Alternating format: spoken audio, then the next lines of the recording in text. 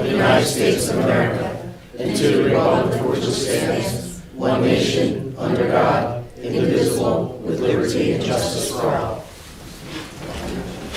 Roll call. Mr. Schiff. Here. Mr. Franco. I'm here. And Mr. Cabrera. I am here in compliance with the Open Public Meetings Act, Chapter 231, Public Law 1975. The notice requirements have been satisfied as to the time, place, and date of holding said meeting by posting notice on the bulletin board here in Borough Hall and by mailing and emailing same to the Herald of Cape May County on October 4th, 2023, and the Press of Atlantic City on December 13th, 2023. In the event of an emergency, your emergency exit is the door you came in, this is our front left, your back right, or just by the American flag. Just to reiterate, this meeting is being shown live here today on the borough's Facebook and YouTube channel. Just want to do a quick sound check. Vicki, how are we doing back there? Good? All right. If you're watching this meeting live and you have a public comment you would like to make, this stands for all public comments. We just need you to just give us your name. You do not need to give us your address. And you also keep the comments to not more than 5 minutes, please. You're going to dial the access code 888-363-4734, and when prompted, you're going to enter the access code 9699020, followed by the pound or the hashtag.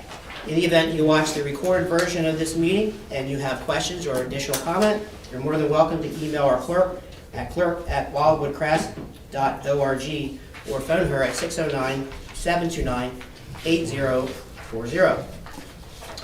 Okay, so today's December the 4th. It's last night was our tree lighting ceremony, but we have a very important celebration that we'd like to celebrate here today. One of our borough residents officially turns 102 today. I believe Charlotte is here. So on behalf of the governing body and the borough of Wildwood Crest, we'd like to certainly extend our birthday wishes to you, but we have a proclamation that we'd like to give you and a goodie bag as well. So, but before I read the proclamation, if everyone in the audience and those at home can sing along, we'd like to sing a happy birthday to you. All right, are we all ready? Let's go. Happy birthday to you. Happy birthday to you. Happy birthday, dear Charlotte. Happy birthday to you. Congratulations. And what I'll do, how about we come down, we'll come down, I'll read this and we'll come down and we'll bring everything to you. How's that? All right, whereas Charlotte Rohr DeVries was born on December 4th, 1922, and whereas Charlotte Rohr DeVries has resided in the borough of Wildwood Crest since 1946, and whereas Charlotte Rohr DeVries worked at Kimball Glass for 25 years and retired at the young age of 50, and whereas Charlotte Rohr DeVries has the beautiful legacy of 4 children, 6 grandchildren, 11 great-grandchildren, and 1 great-great-grandson. And whereas Charlotte Rohr DeVries is a living link to our history and a valued member of her family and our community, and whereas the borough of Wildwood Crest admires and lauds the spirit, inspiration, and endurance represented by Charlotte Rohr DeVries on her 102nd birthday. And whereas it is the desire of this Board of Commissioners of the Borough of Wildwood Crest to acknowledge Charlotte Rohr DeVries upon her 102nd birthday and declare Wednesday, today, December 4th, 2024, as Charlotte Rohr DeVries Day. In the Borough of Wildwood Crest, I call upon all residents of Wildwood Crest to honor Charlotte Rohr DeVries for her longevity, love of Wildwood Crest, unwavering stamina, and wish her continued good health, luck, and happiness on behalf of Commissioner Schiff, Commissioner Franco, and myself. Congratulations.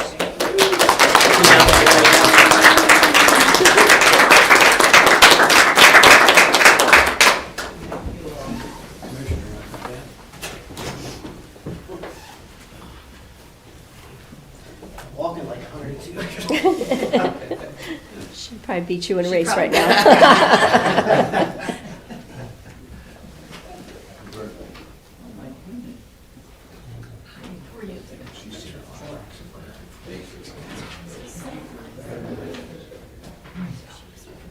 You want us to get behind you? How about we get Yes, but I can add some light on. Very good. Thank you. Nice job. It's very well done. Ready?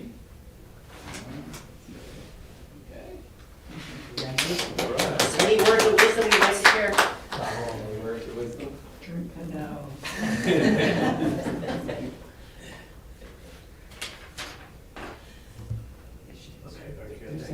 That was probably the best word of wisdom. Thank you.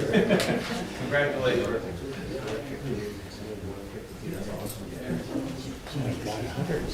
It's amazing.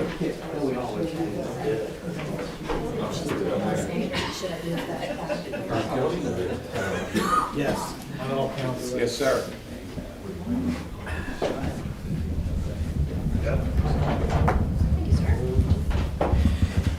All right, Charlotte, you're an inspiration. I hope to get to 72, let alone 102, to be honest with you. So, all right, we're going to get on with the rest of the business here for today. Madam Clerk, I believe we have some ordinances on introduction. Yes, we do. The first is ordinance number 1441, and it reads as follows. An ordinance rescinding ordinance number 1440 and amending and supplementing Chapter 32A, entitled Fees, Section 32A-1, Fees General of the Code of the Borough of Wildwood Crest. Motion that the ordinance number 1441 be passed on first reading, advertised according to law, be brought up for second and final reading, and public hearing on December 18th, 2024 at 9:30 a.m. I'll second that. It has been moved and seconded that ordinance number 1441 be passed on first reading, advertised according to law, be brought up for second and final reading and public hearing on December 18th, 2024 at 9:30 a.m. Roll call. Mr. Schiff. Yes. Mr. Franco. Yes. Mr. Cabrera. Yes. Mr. Mayor, she was trying to wait for you. Oh, I'm sorry. Goodbye, Charlotte. Bye, Charlotte. Hello, Have a great day. You're welcome. Okay, the next we have is ordinance 1442, and it reads as follows. An ordinance of the Borough of Wildwood Crest, amending and supplementing the Land Development Ordinance of the Borough of Wildwood Crest, Chapter 85, Section 85-11, Definitions. Article 4, R-1, Low Density Residential Zone, Section 85-28, Area and Bulk Regulations. Article 5, R-1A, Semi-Low Density Residential Zone, Sections 85-32, Area and Bulk Regulations. Article 7, R-2, Two-Family Residential Zone, Section 85-40, Area and Bulk Regulations, Section 85-69, Landscaping in all zones, Sections 85 through 92 lots. Motion that ordinance number 1442 be passed on first reading, advertised according to law, be brought up for second and final reading, and public hearing on December 18th, 2024 at 9:30 a.m. I'll second that. It has been moved and seconded that ordinance number 1442 be passed on first reading, advertised according to law, be brought up for second and final reading and public hearing on December 18th, 2024 at 9:30 a.m. Roll call. Mr. Schiff. Yes. Mr. Franco. Yes. Mr. Cabrera. Yes. Next, we have the resolutions. The first is authorizing increase of contract in the amount of $3,000 to Star Septic LLC for portable toilet contract. Motion. Second? It has been moved and seconded that the foregoing resolution be adopted. Roll call. Mr. Schiff. Yes. Mr. Franco. Yes. Mr. Cabrera. Yes. Next is authorizing professional services contract to Peter Lomax Consulting for Dune, I have to borrow yours, mine's, for beach patrol storage yard dune restoration at the not to exceed sum of $7,250. I'll motion it. I will second. It's been moved and seconded that the foregoing resolution be adopted. Roll call. Mr. Schiff. Yes. Mr. Franco. Yes. Mr. Cabrera. Yes. Next is authorizing certain appropriation transfers. Motion. Second?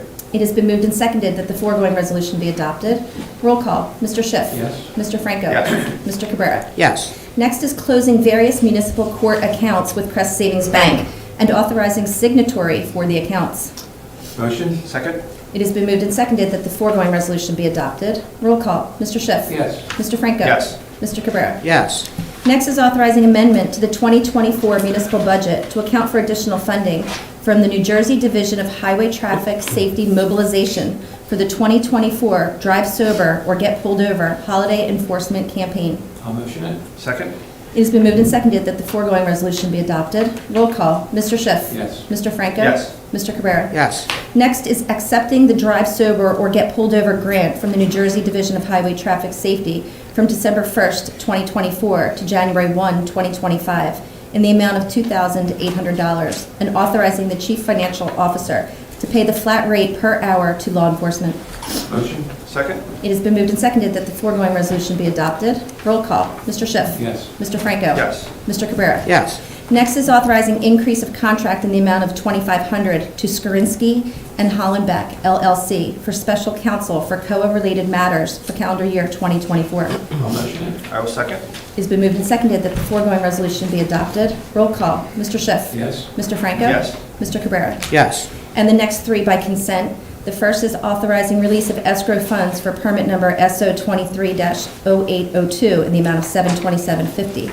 The second is permit number SO23-0705 in the amount of $1,633.75.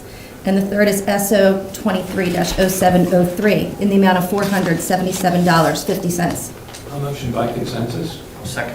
It's been moved and seconded that the foregoing resolutions be adopted. Roll call. Mr. Schiff. Yes. Mr. Franco. Yes. Mr. Cabrera. Yes. Motion that all bills properly authorized as submitted be paid. Second that? It's been moved and seconded that all bills properly authorized as submitted be paid. Roll call. Mr. Schiff. Yes. Mr. Franco. Yes. And Mr. Cabrera. Yes. Thanks, Treasurer. Sure. Okay, nothing under correspondence. There's nothing listed under the discussion items under new business. We'll just do a quick review of the old business. Anything on the bicycle safety bike path? Not so far, no. Okay. 250th birthday committee, we're still soliciting volunteers. Municipal app budget item 2025, as is Old Tourism Historical Museum. Proposed amendment, time limit parking, I know that's in the works. Concession agreement is also on hold. Traffic calming, we touched on that at the last meeting. Back beach excavations on hold pending the new dune plan. Anything on dredging? We did meet, Commissioner Franco and I met with Genevieve Clifton, who is the manager of the Maritime Resources Division of DOT, and the new project manager, Jahat Nusrat, Nusrat Jahat, sorry.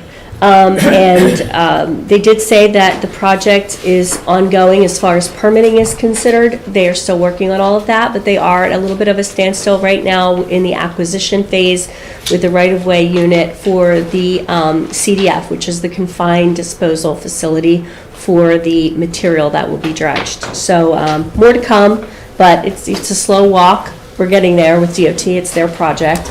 So we're being patient with them, and I'm sure we'll hear some more in the very near future. Okay. Thanks, Connie. New Jersey Avenue Infrastructure, pre-county, that's a pending funding. Public Works roof is in progress, so that's projects moving right along. Washington Seaview Beach Fall, outfalls and capacity, we're just still waiting on a final decision on the grant. All right, so that brings us up to speed. Governing body, you have anything you'd like to add under the old business items? No, thank you. No, sir. All right, brings us to public comments. Oh, again, we'll start with anybody here in the audience. We just need your name. Come on up to the podium.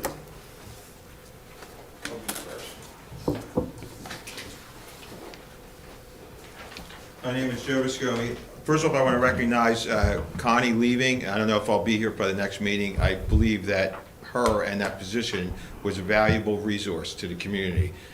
It may have gone unnoticed to a lot of people. I think she was instrumental in running these projects efficiently, and I honestly hope that we're able to replace her with somebody half as well as what she did. But I really appreciate it.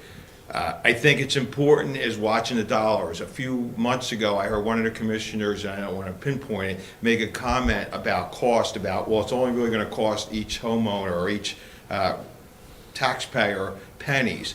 I believe that's how we run into financial issues when we don't count the pennies. I've seen many people personally with their own budget not worry about the pennies, and then at some point in time, they're in debt. So the pennies add up. So I hate to see anybody, especially somebody running a government, say, well, it's only going to cost everybody a few pennies. And I believe Connie, in running some of these projects, really watched out for the pennies, which add up to the dollars. So Thank you very much. Thank you, Joe. Thanks, Joe. Yes, sir.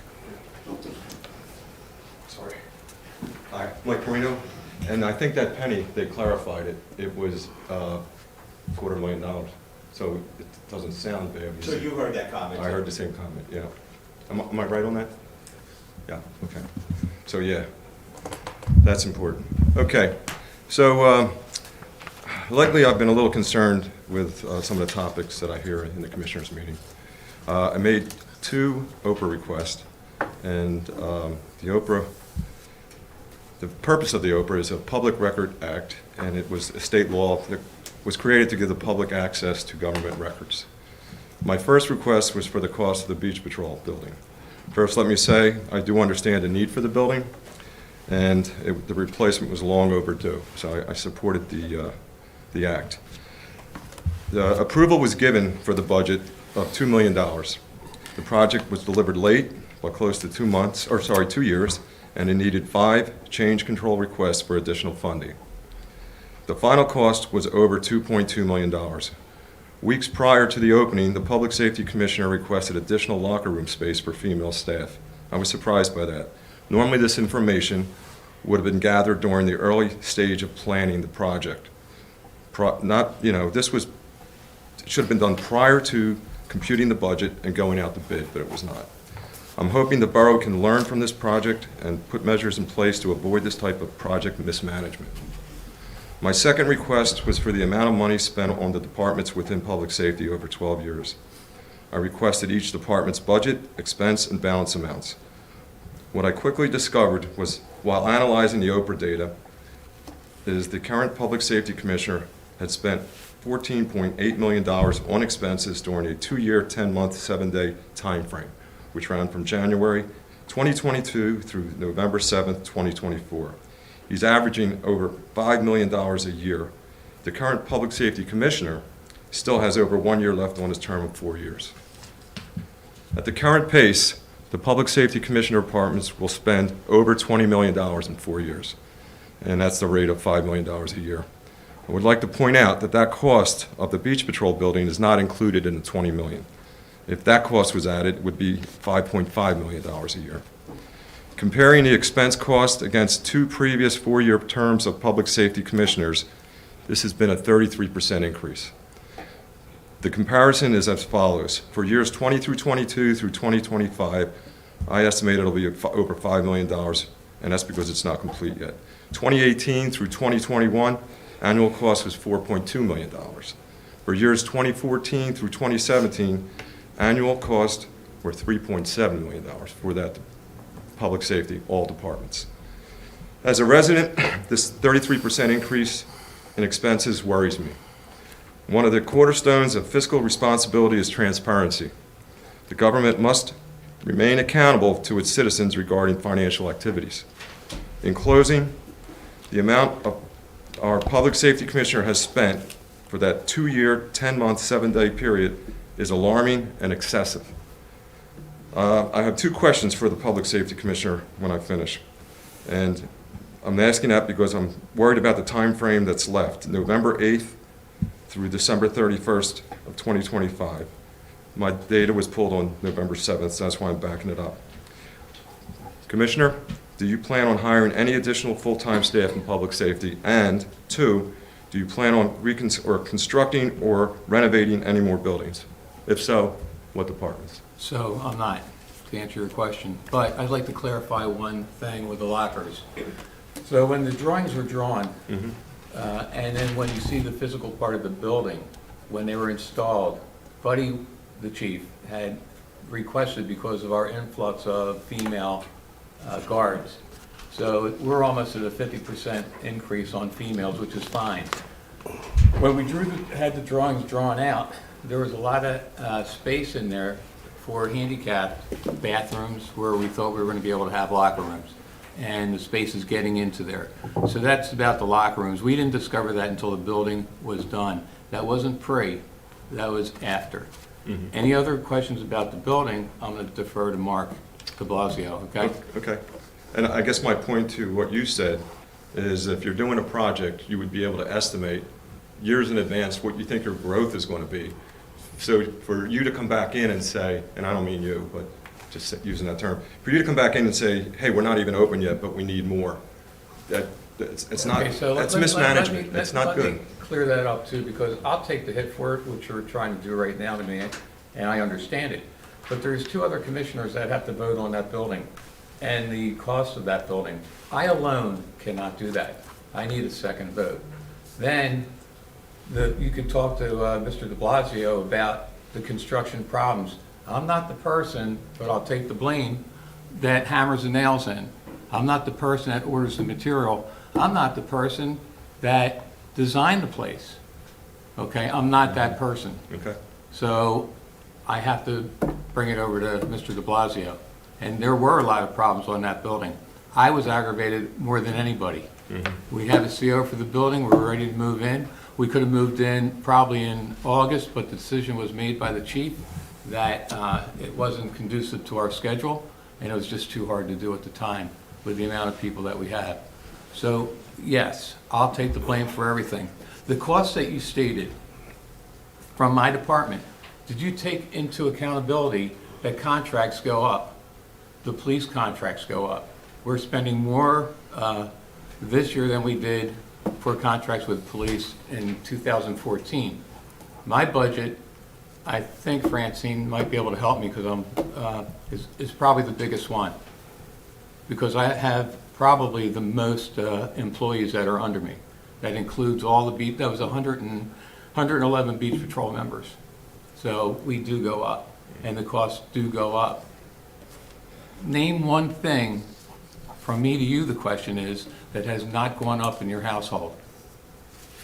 I'm not here to discuss that. I'm just throwing it out there. Sir, you're accountable for your budget. And okay? I will take 33% accountability. is a lot of money. I will take the accountability for Okay. it. I don't Thank think we you. need to talk about my house, okay? Thank you. I know I'm on target. Thank you. Thank you.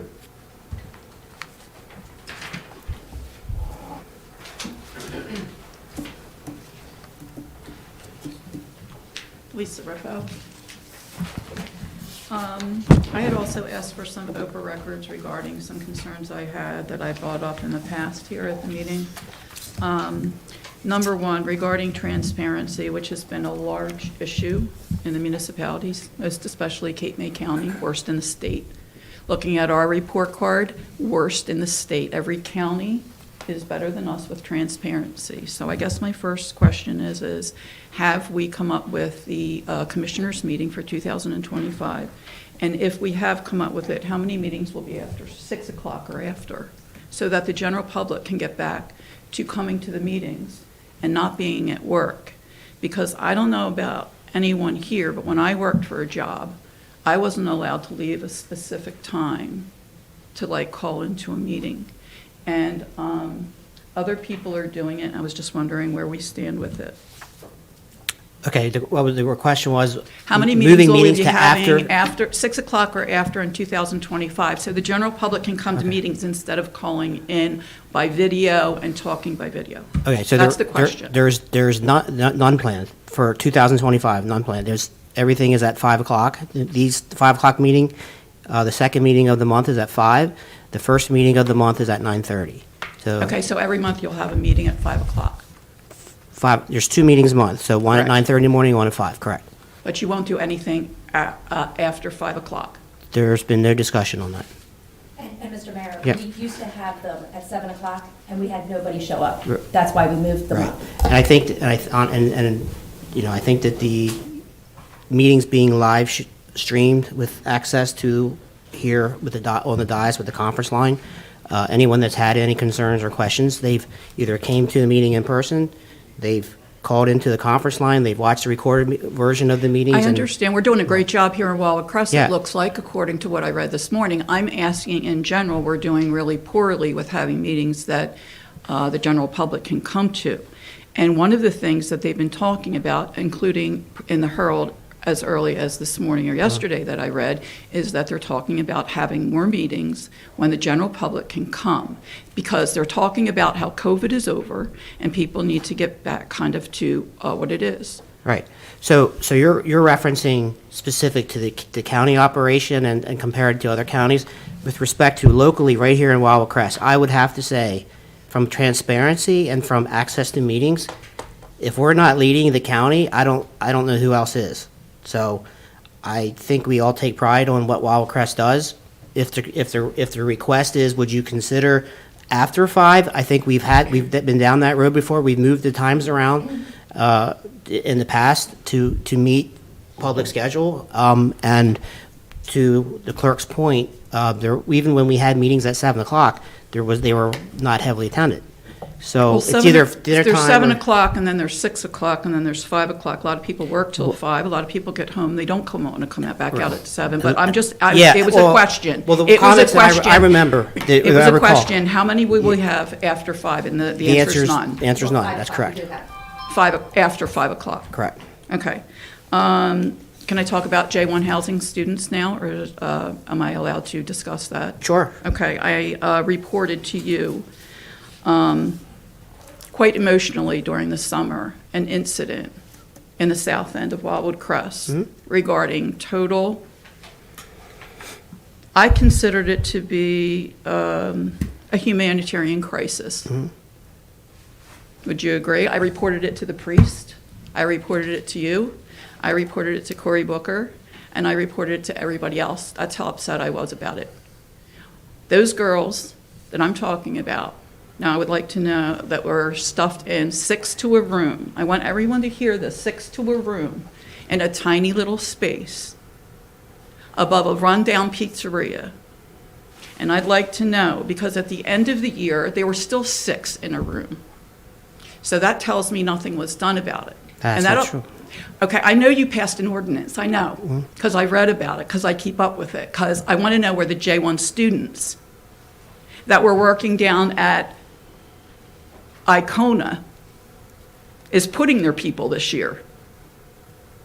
And I'm going to go to Ocean City and I'm going to ask them the same question.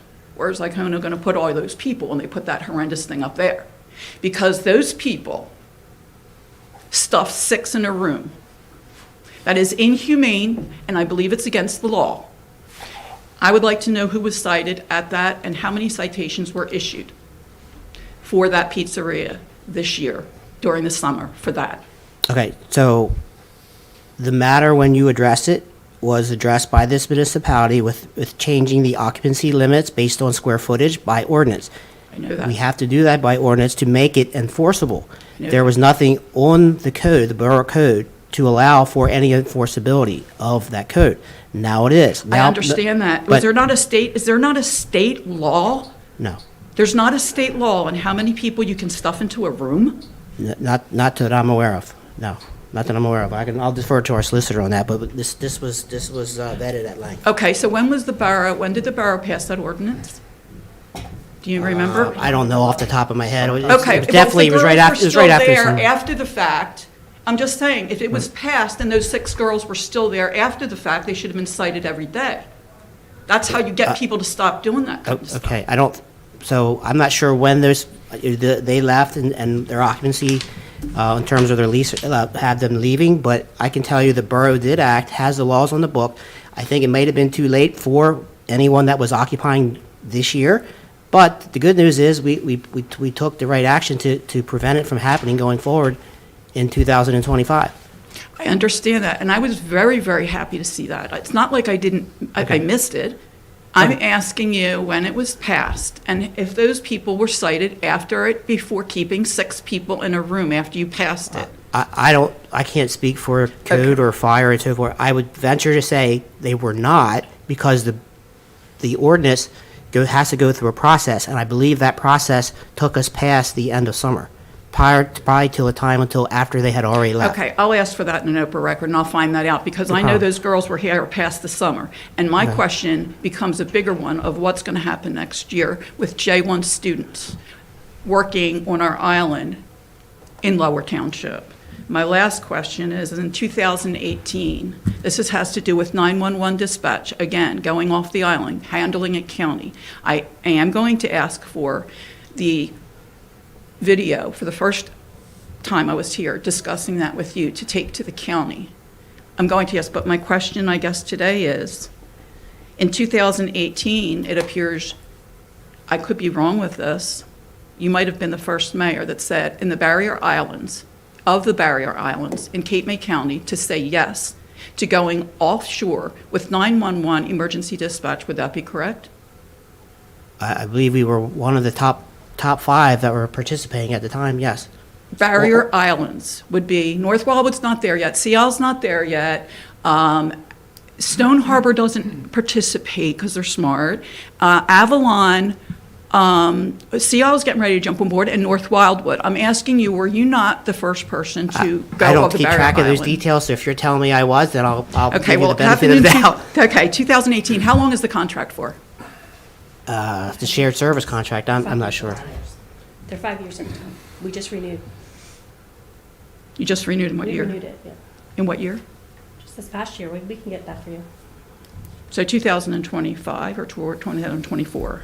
They're 5-year contracts. It was renewed this year, that would be 2024, correct?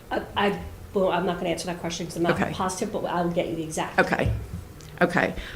So I asked what research had been done and who actually was the first person that came, and somebody had to have broached the subject with you. Somebody had to have come and said, I'd like to talk about 911 services. We were reached out, we received a call from Marty Palugi, the county dispatch, the director of county dispatch, who asked me personally to go to the governing body and see if they were interested in joining county dispatch, and then that was translated to the governing body. Thank you. That was the first contact, was Marty Palugi calling this municipality, speaking to me, and then asking if we were interested in doing that. Okay. Prior to that, there were conversations countywide about it. That Okay. was the first initial contract to Wildwood Crest specifically. Okay, and did anybody go out to the county facility? Yes, that was all in the Oprah request that you're going to receive. There were multiple people. I that have the went to Oprah meetings. request. I Yeah, have the there were Oprah. multiple people that went. That's all in that. Yep.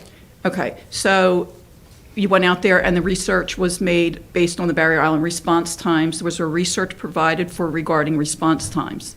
Yes, all- Specifically? yeah, yeah. Okay, It was all discussed with the former chief, and lieutenants were there, the commissioner of public safety. but you'll have something on paper with response times because that's important, right? I mean. Should all be in there, and it was probably all in the county dispatch. We did extensive research into it, yes. Okay. So has anybody looked at the model for LBI? No, we did not look at LBI. No, Okay, do you know why Stone Harbor isn't jumping on board? no, I would not. Okay, just curious. All right, that's all I have for now. Okay, thank you. Anybody else? Anybody on the conference line have any public comment?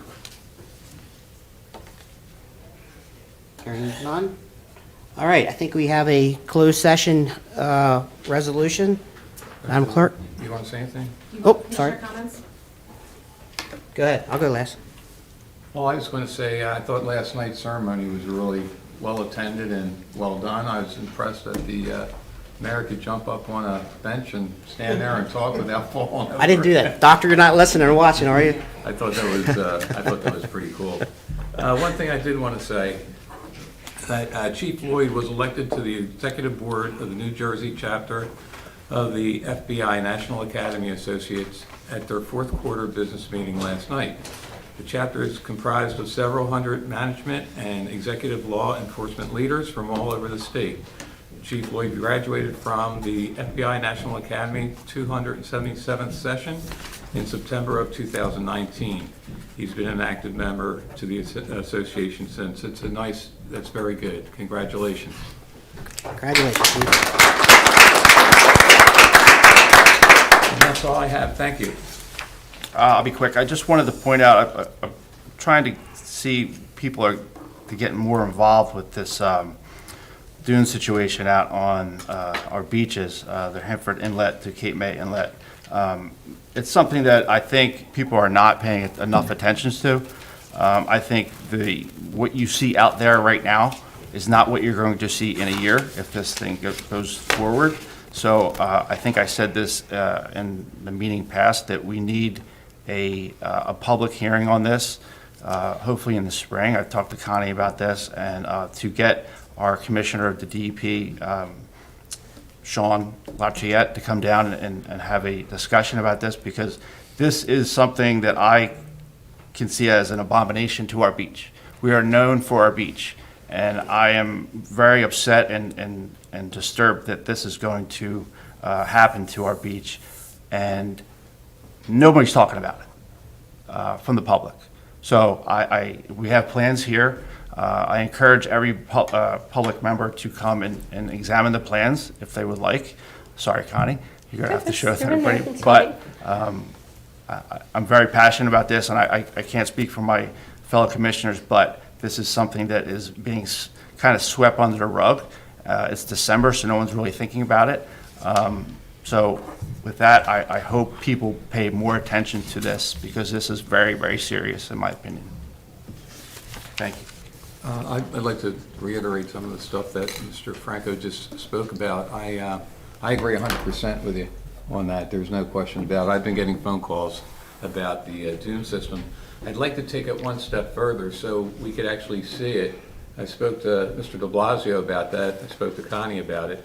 And that would be if we could lay it out with a rope or some sort of markings where we could see the impact on the beach. Because when you look at a drawing, it's hard to really visualize and put the whole concept in your mind of how much beach we're not going to have.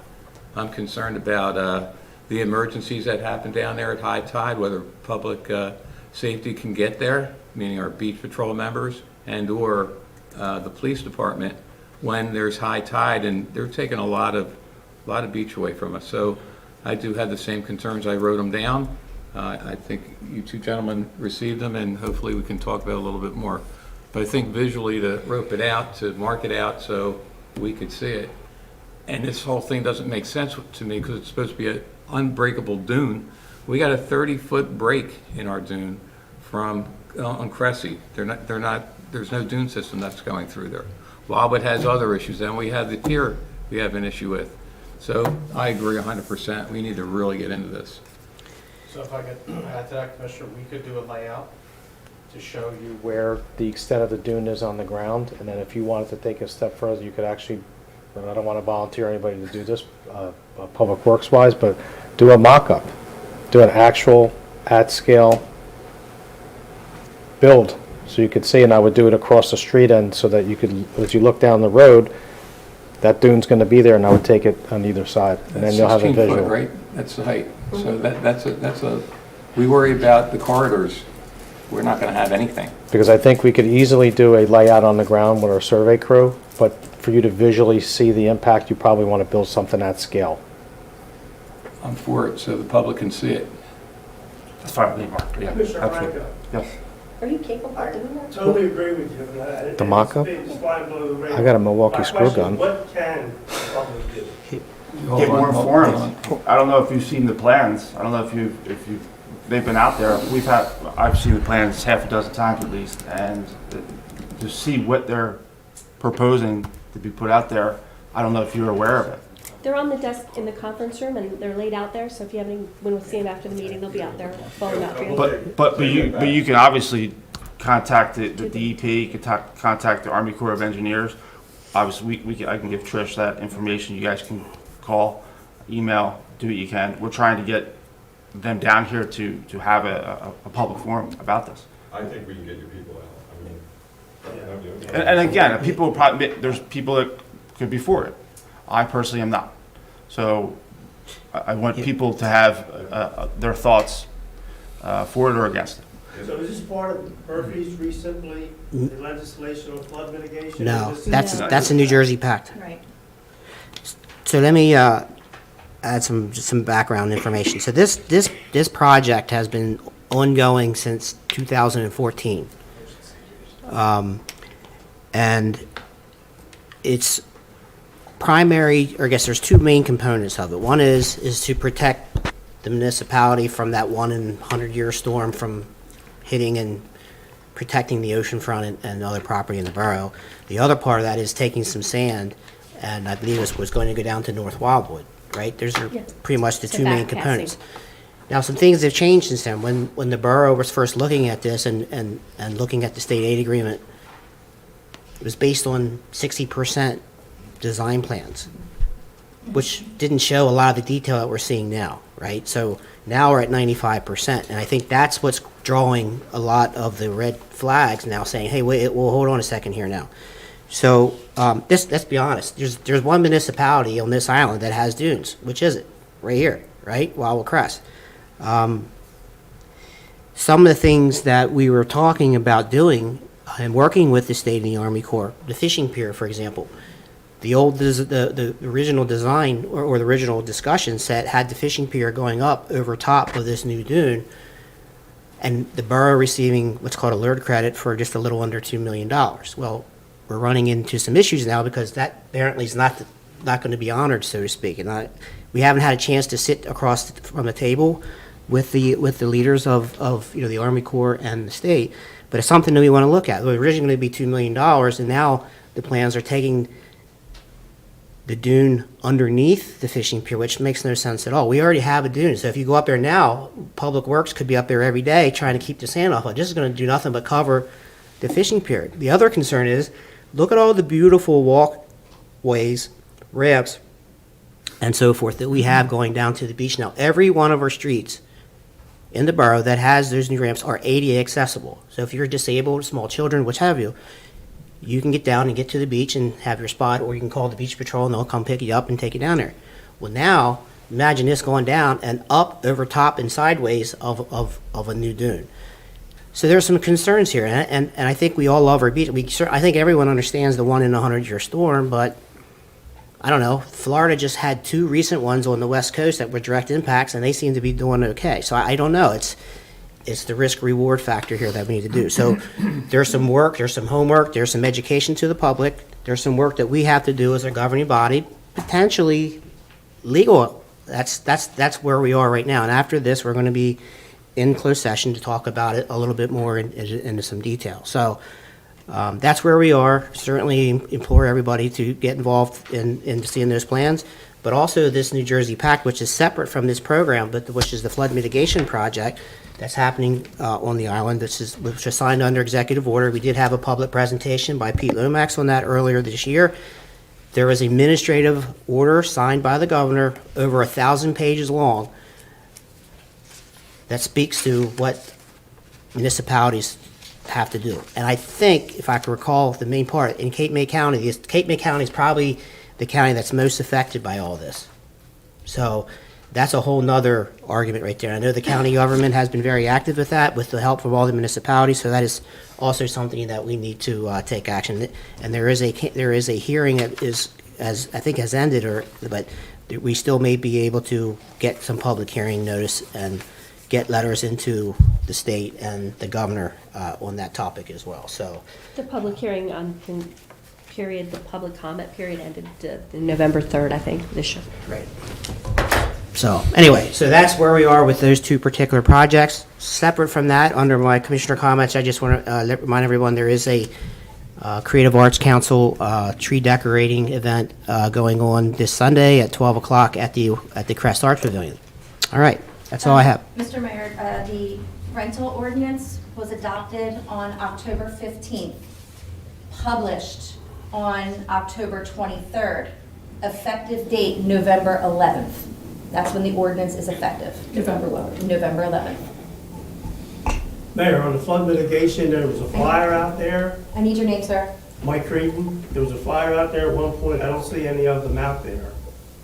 For the That stated where it was very well done, and Right. Peter Lomax did an excellent job. Right.